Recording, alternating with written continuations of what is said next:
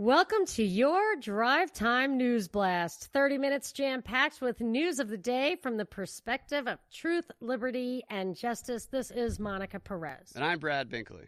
The top stories of the day are the same as the top stories yesterday. Number one, I would say, is the story of Ukraine, Biden, Trump, whistleblower. A lot of different buzzwords going on there. It's hard to know what the real purpose is.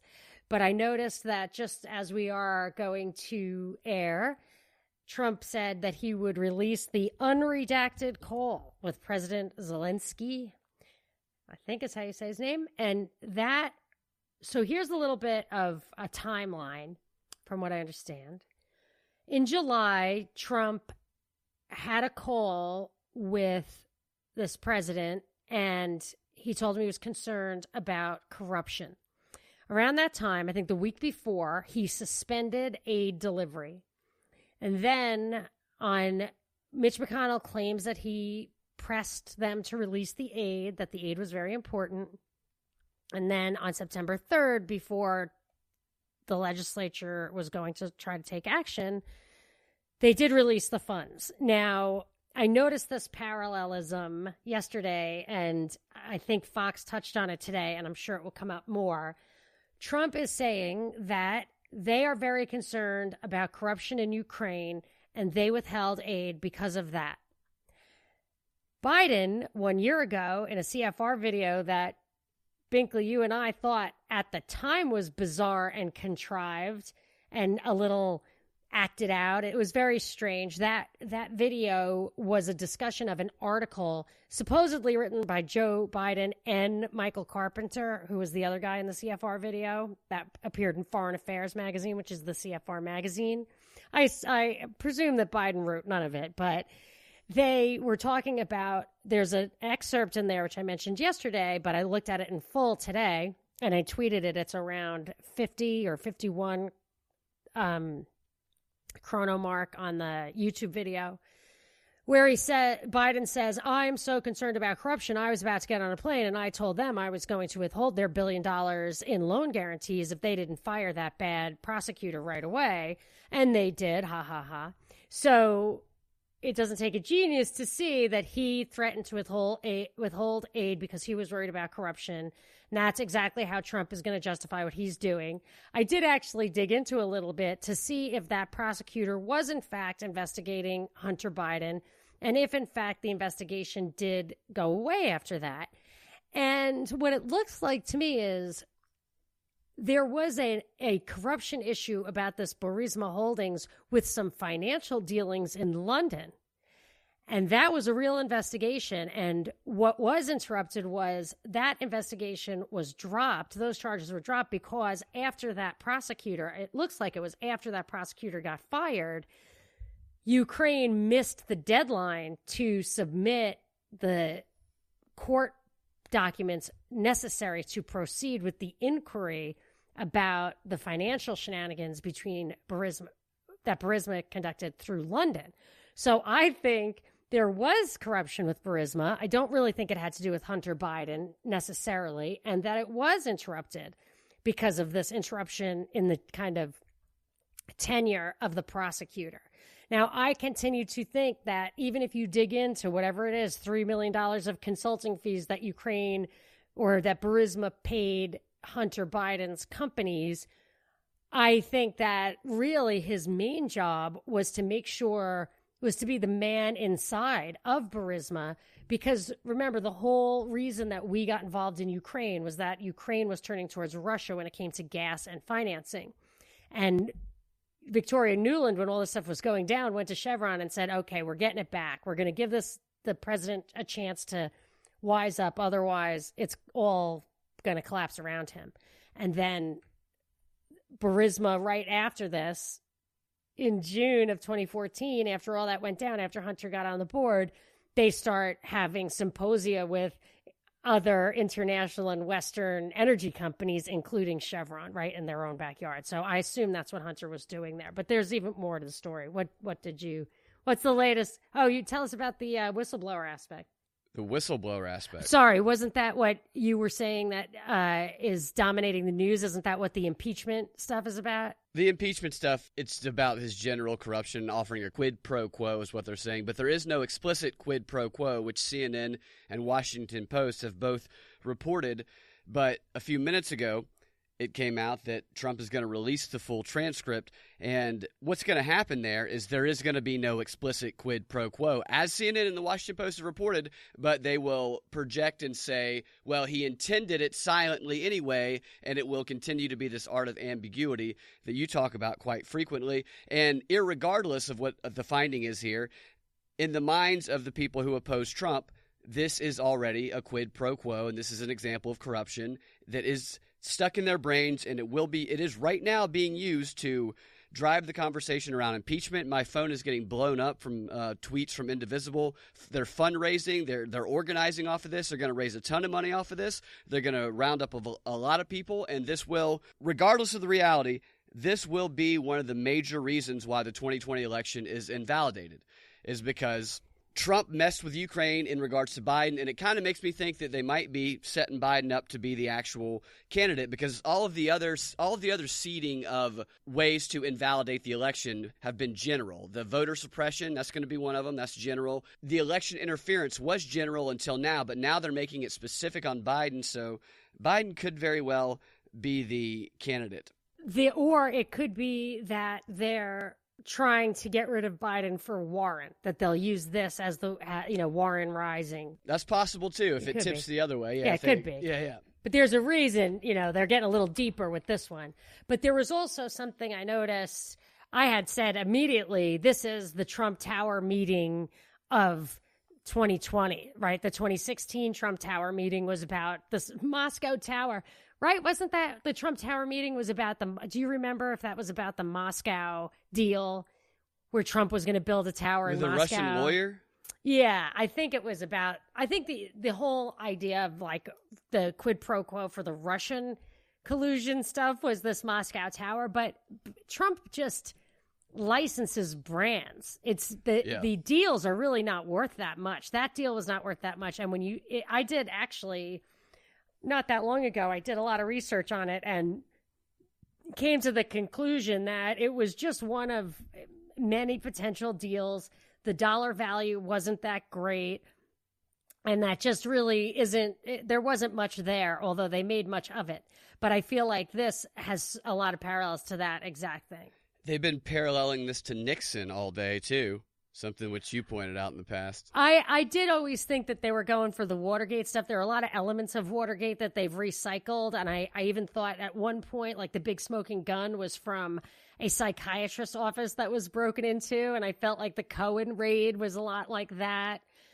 But an article I read from last year was talking about how maybe it was from earlier this year, possibly, because this is when the presidential election was in Ukraine.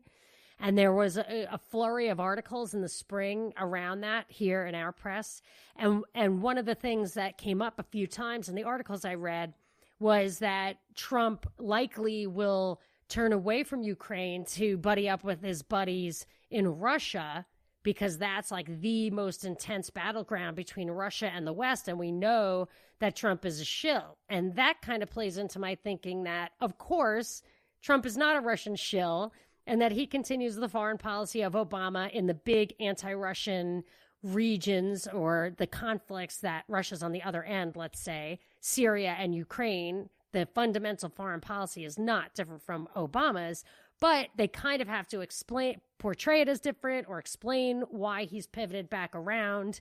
And of course, Trump has actually escalated where Obama would not, continues to urge that weapons be sent over there. Now, he not only increased it from support and training to weapons, but a big part of what he's saying why he was withholding aid was that everybody in Europe really needs this to go well, and they're not paying. So we'll continue to give hundreds of millions of dollars to Ukraine every year, and you guys also have to do the same thing. So if he uses this as an excuse for other countries to pitch in, then you're really just escalating the amount of military capacity in Ukraine. And don't forget, we have had joint exercises over there. We send people, and it's like what we're doing in Saudi Arabia. You send people and then they get hurt. And that goes right to, we've got to play that tripwire clip again, or I need to go back. Maybe we'll play it on WSB, where they send people in harm's way on purpose. Yeah. It's worth pointing out in that story that the aid was released and there apparently was no investigation, they're saying, into Biden. But I think we're going to hear more from the story. What do you mean no investigation into Biden? So on September 3rd, that's what they were saying, that on September 3rd, the aid was released because our Congress was going to take action, that Trump's attempt to get a quid pro quo failed because ultimately our legislature was going to step in. So it doesn't even matter that the deal was not. So like every story, both sides have their hook they can grab onto to justify their position. I haven't heard anybody talk about this in relation to this story, but when this president of Ukraine was elected, there was a lot of talk of him being a Russian puppet. And I think that might come up sometime. I think that's what to watch out for, because that's a way to loop this back into a Russian scandal. If this Trump's working with this guy and this guy's a Russian puppet, because that's what they were saying about him when he was elected, that he's another right-wing Russian puppet being put in Ukraine. I clearly, you couldn't help but see the way Boris Johnson is painted, the Brazilian president was painted, this guy was painted. They're literally clowns, comedians, like actors. Like they all have that same rough outsider feel, that what happens when democracy gets too real kind of thing. But the more recent stuff, and if you look at him, I actually looked at a map of how this guy got elected, and the two places that are called occupied territories, because they're kind of loyal to Russia, where I think they were not permitted to vote. And then the close to Kiev was probably Poroshenko, but I'd have to confirm that. But like the vast majority of what would be the equivalent of Ukraine's flyover states, was this guy. So he was absolutely portrayed as a populist. But the more recent articles said, the one I read, I think maybe in Forbes or whatever, said, oh, this guy's Putin's worst nightmare. He is finally going to be definitive and strong in bringing Ukraine to the West, where they really want to be. So that is probably how he got the votes. Or I would say that is probably how they made it look like he got all the votes. I don't know if he got all the votes. Certain observers were not permitted to go. But there's no doubt in my mind, he's just a Western puppet. Yeah. That's my take. But one thing in this article by Biden and Michael Carpenter in the Foreign Affairs magazine, they say something that they've said over and over again. You hear it all the time. They talk about how backwards and economically vacant Russia is, and it's just so corrupt and people aren't progressing. But I happened to be there twice. Once I was just tagging along on a business trip of my husband's about 12 years ago, and 2 years ago I went for the World Cup. And both times, the first time you could see how really backwards Russia was. The second time, even the people at the World Cup we were talking to, and you could see the big buildings and everything in Moscow, the new buildings, all the shops. And the British guys we were with there who lived over there said, I hate to insult these people, but I had to say, and I thought it was a good thing, it's like being in Germany. It's like being in any European city it is now. So I do not see it. Maybe they're having their ups and downs because of the oil price being so low. That's very important to them. But I don't see them not progressing. And their debt to GDP ratio is below 20%. Ours is over 100%.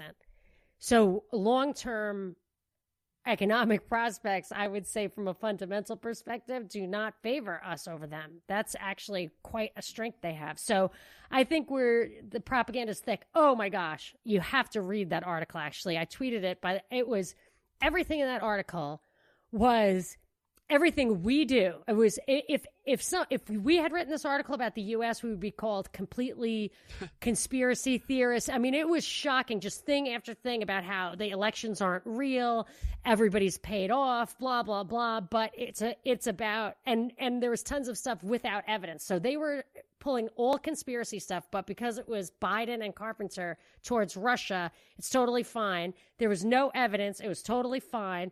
And if you had just switched the names around, you'd be taken off the internet. It's so preposterous to say it about us, but it's just normal to say it about everybody else.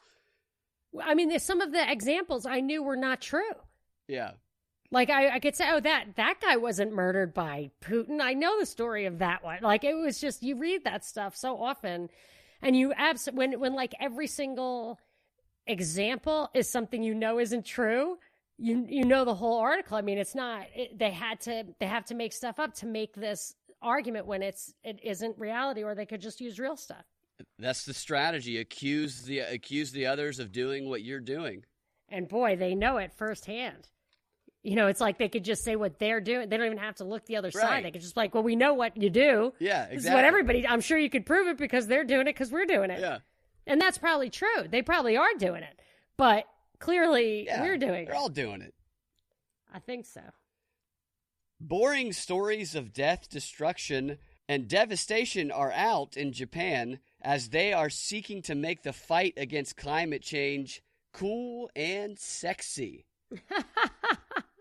Their new environmental minister came out at the climate summit, and he talked about how we're not going to do any of this devastation stuff anymore. We're going to make it fun and sexy for, the kids. So expect to see maybe a lot of beer commercial-like ads with a lot of sexy women associated with green products, maybe. You got to wonder what the money is behind this stuff. So there aren't these altruistic, benevolent oligarchs out there and politicians who just know what's right for us and can't understand why we don't get it. So they're going to spend a lot of money getting us to help ourselves. It's just not believable. Plus, they control everything. So let them just do it. They need us to consent for some reason. Yeah. They need us to think it's in our interest. Yeah, and this is interesting because this is just another example of the different types of appeals they're using for climate change. Like right now, we're hitting the hide behind the children. You're going to kill all the children if you don't do something now appeal.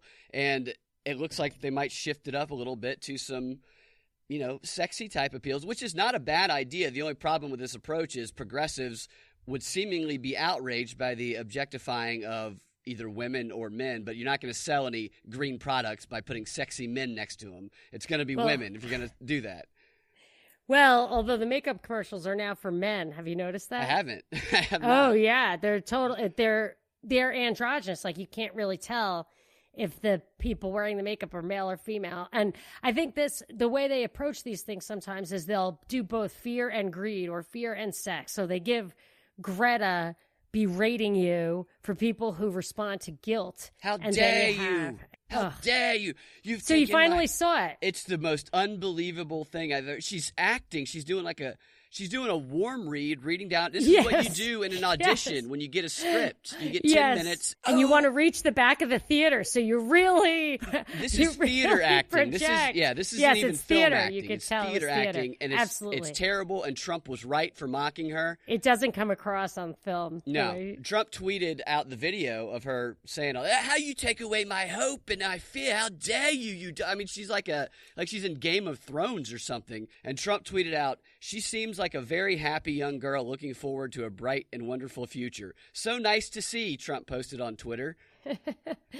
Well, I know there was somebody who tweeted out, "It's unconscionable to..." So here's the thing. So that ridiculous over-the-top video, which I immediately had the same reaction you did, that prompted a bunch of reactions. So this is, for people like, what's the dialectic? This is classic. It's like an action, a reaction, and then you're going to have the solution. So she had this pronounced thing that actually went too far.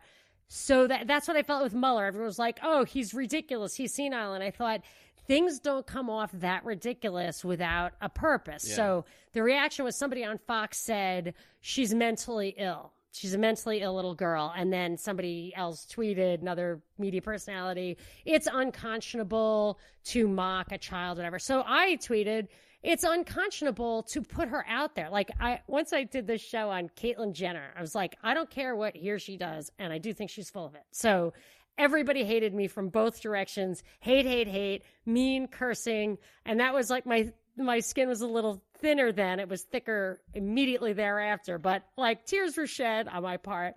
And my mother happens to be at my house. I was like, oh, I feel so bad. Everybody's mad. I don't know. I just was trying to say, I don't know. And this is my mother. Oh my gosh. Instead of being sympathetic at all, which I respect her style, she said, well, who puts herself out there? You do. You put yourself out there. So what do you want? Don't put yourself out there. And, that's the kind of stuff that's like, while you're actually crying, it's not really what you need to hear, but learning accelerates when that's the approach. So I tweeted, I said, well, who put her out there? Right? I'm not blaming her because I think that her brainwashing, her mind control happened a long time ago. She's like the Virginia Roberts of the climate movement. She's like been created as a well, I'm not going to. I'm not going to call her. Yeah. I'm not going to call her a name, but I like the Miley Cyrus example because she's an idol. Miley Cyrus, they're going to start selling products to this girl. I guarantee you. They'll sell dolls. They'll sell shirts. So what are you? Repeat the. I think the Virginia Roberts, the victimization aspect of it, I completely agree. I think from a standpoint of the way they're marketing towards children, she's the Miley Cyrus of the climate movement. They'll sell products. Yes. They'll idolize her. They'll repeat her words. Absolutely, and they are exploiting her. Absolutely. And she is creating this reaction. And so the reaction came not only from the guy on Fox or from Trump, but Macron.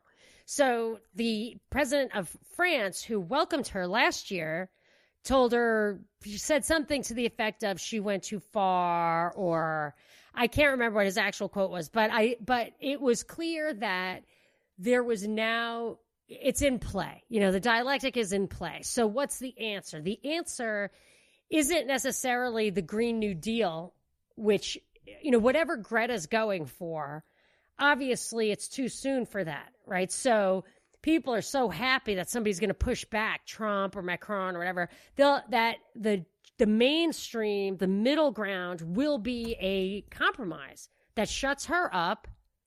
And that these guys, of course, the great deal maker Trump, you don't realize making a deal with the other side always means moving towards the other side. Yeah.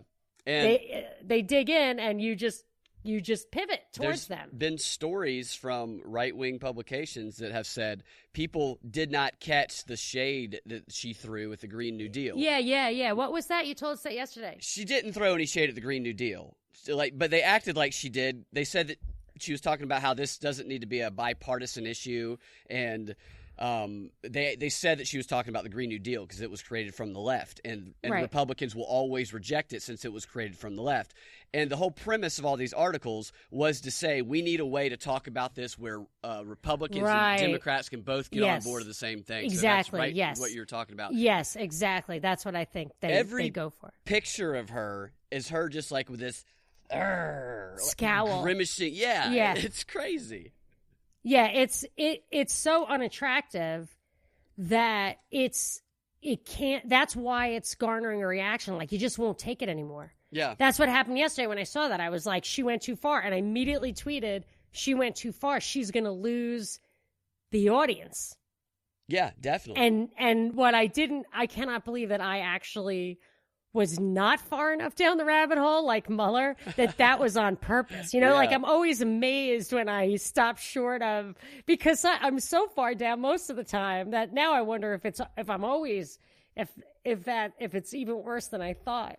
Yeah, she's meant to be polarizing, meant to be divisive, and I think in 15 years we're going to hear some very interesting stories of the people that she exposes when she tells us all the horrible things she's going through right now. Well, I feel bad for her. I hate to say it, she may somehow be silenced. Like, who knows? So, 3 hurricanes are spinning in the Atlantic right now. Well, not hurricanes. They're just... Is one of them named Greta? That would be fantastic if they named one of them Greta. I think we're past that. I think it's up to Karen with a K. We're at Jerry, Karen, and You have G-H-I-J. That's too I late. can't even remember what the third one is, but they're Jerry, like from Rick and Morty.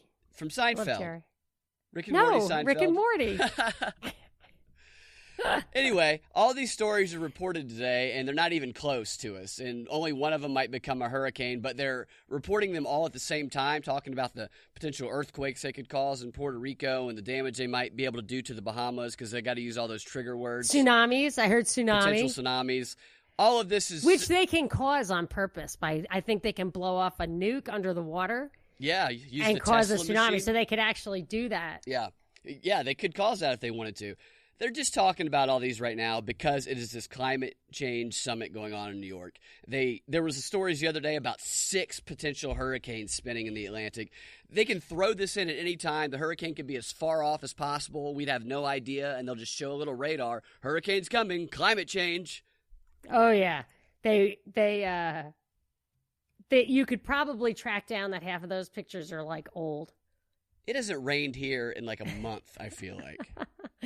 Well, that's because all the moisture is getting sucked out to the ocean. That's even worse. Yeah. That's even worse. You know, anything you say, it's like, but it's not even hot anymore. That's even worse. Yeah. That's even worse. You know, it's like, it's not worse. Yeah, it's like, how is this problem caused by climate change? Go. It's a game you can play. Oh, the mosquitoes are climate change. Bill Gates and whatever that whole continuum is releasing tens of millions of mosquitoes, but it's climate change. Yeah. It's not, well, we're only doing that because climate change. It's like, I don't think so. So actually, maybe that's why they buried where the mosquitoes came from. The mosquitoes came supposedly, an old story I found, but was scrubbed from the internet. I can't pull it up, but I can only see the blurb. Was that they came over in used tires shipped over from Japan into Houston, but you couldn't blame it on climate change. So I think they scrubbed the original reports, which were probably accurate, so that they can make a bunch of other stuff up about why we're in a fundamentally changing world. I wouldn't put it past them to do it on purpose, to bring the mosquitoes over on purpose to make that claim or to give everybody malaria. I really don't know. But if it was a natural phenomenon, I think they're spinning it. There has been people that they've been saying died from mosquitoes recently in the United States, but from mosquito bites. And that comes right on the heels of this failed mosquito experiment that we talked about last week, where they tried to genetically engineer a bunch of mosquitoes, I think, I believe it was in Africa, but it failed, and it turned them into like super mutant mosquitoes that are stronger. It's not good. I know, yeah. It's not good. And I always think you need more birds, but I think the cats kill the birds. Birds eat mosquitoes. Yeah. But cats eat birds. Well, cats are the biggest infestation in the world, they say. I would believe it. That's really the problem. Yeah, they mind control people.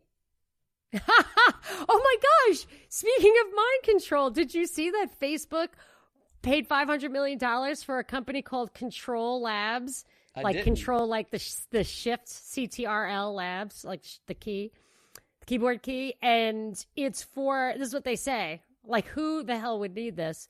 But then there's a wrinkle. This is new to you? Yeah. Okay. So I think you put like a wristband on, and it can tell by your impulses how you would be typing if you were actually typing, but you don't have to type. You can control your computer like that. I'm thinking, okay, so what? You can just walk around like this without a keyboard? But here's the kicker. It works both ways. So it's reading your mind. It's reading your mind. Why would you even want that? So you don't touch wear the anything keyboard. So how does I think you maybe wear a wristband. And the story is, like, if you have an iPad and you wanted it, I don't know. I didn't read this, but I'm just guessing that. Why would you even care? Why not just touch the keyboard? It's like, I think you wouldn't even need to have a keyboard. So it could just write your manifesto for you before you go, I don't know, commit Oh, a yeah, crime. Hawking style. And with all the kids being deaf and blind from putting this stuff on their heads now, who knows what, like, I really am worried about the vision and hearing of this generation of iGen. Yeah. And I honestly think it's going to be a gateway to implants on that stuff. So, but that's why people are objecting to this Facebook acquisition, because it is a mind reading device. That's terrifying, because yes. It could manifest reality in that it could just start typing some random horrible thing that the Stephen Hawking thing. Yeah, like you said. And then the person might go, well, maybe I do feel this way. It could suggest to them actions to go do that they weren't going to do in the first place. I always wonder, they can capture your keystrokes before you like press enter.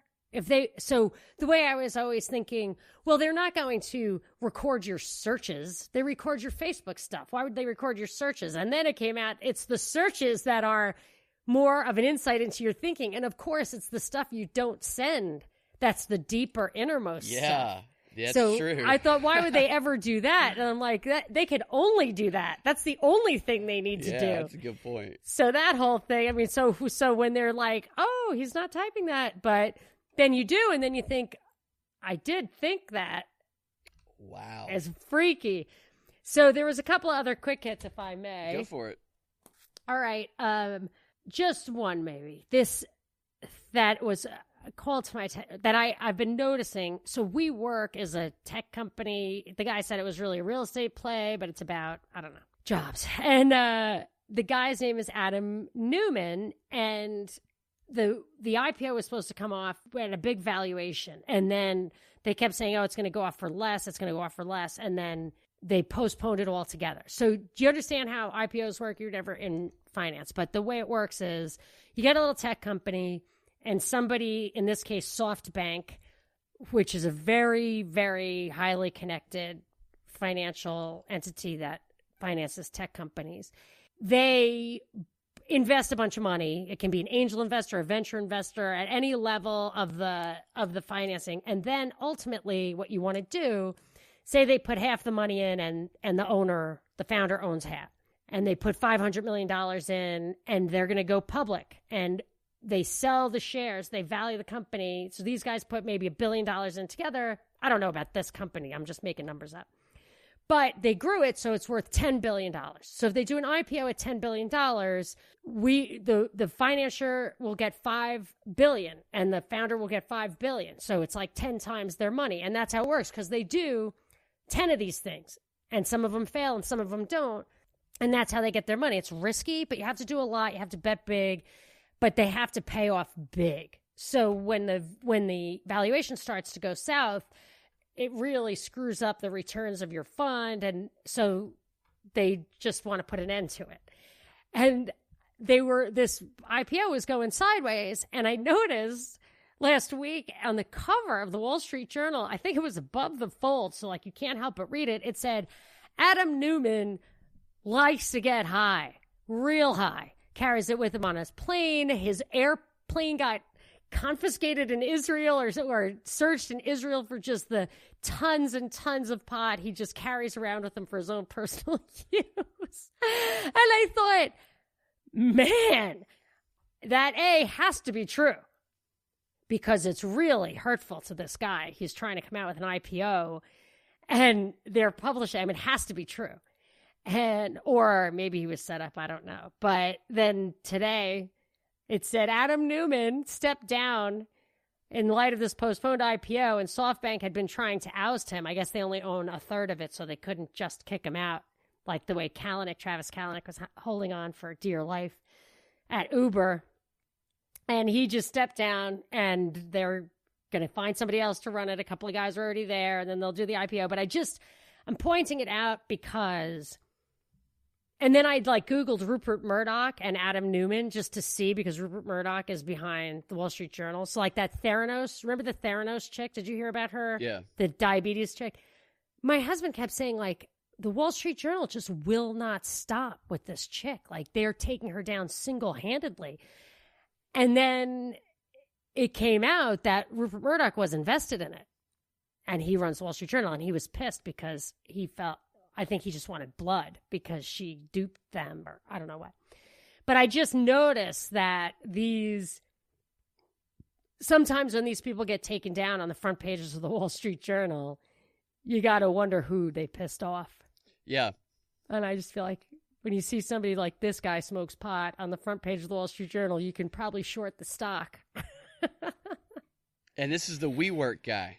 This is the WeWork guy, the former WeWork, the guy who founded but Yeah. no longer is at WeWork. Although he'll still make a ton of money. Like, it's better off for him because I assume that he still owns tons of the stock, and by getting rid of him, they'll get the value up. That's the thing with Kalanick. Like, he still owns a lot of it, and he's a very rich guy, but So he's just going to have a little bit more time to smoke all that weed.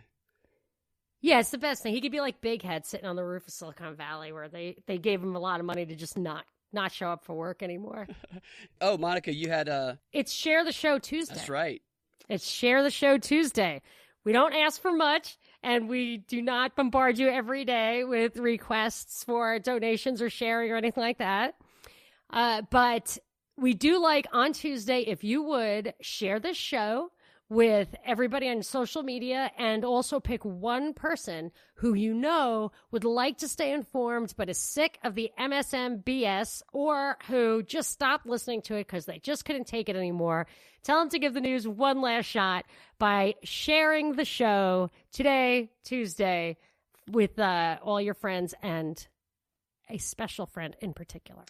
Share the Show Tuesday. You can find your Drive Time news blast every weekday afternoon at 4 p.m. on the thepropreport.com and your favorite podcasting platform. We'll talk to you tomorrow.